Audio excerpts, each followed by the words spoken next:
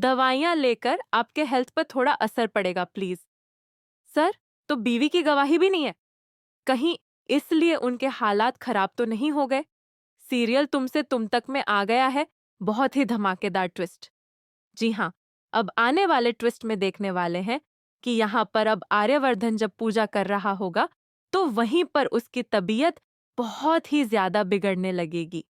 उसे चक्कर आने लगेंगे और तभी अनु देखेगी और वह आर्य का हाथ संभालने के लिए आ जाएगी।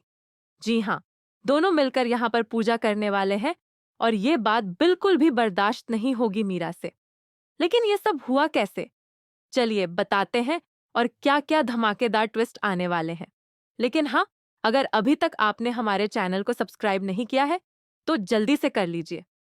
जहां आप आने वाले ट्विस्ट में देखने वाले हैं कि असल में होता कुछ ऐसा है कि एक तरफ जहां अब यहाँ पे जो आर्य होता है, जब वो बुके देता है अनु को, तो अनु उस बुके को ले लेती है।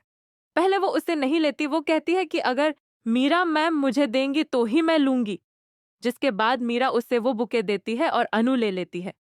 इसके बाद अब आर्य झंडे से पूछता है कि तुमने ही कहा था ना तुम सब संभाल लोगे, अब बताओ मैं क्या करूं, अनु को कैसे मनाऊं?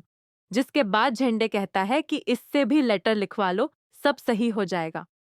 यहाँ पर अब आर्य अनु को अपने कैबिन में लेकर जाता है और उससे अपॉलॉजी लेटर लिखवाता है और यहाँ पर उस पे साइन करके उसे ही दे देता है, उसको फैमिली को देने के लिए।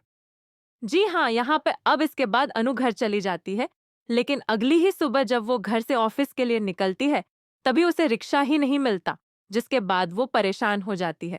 लेकिन तभी वहां पर आ जाता है विपिन और कहता है कि एज अ फ्रेंड मैं तुम्हें छोड़ सकता हूँ।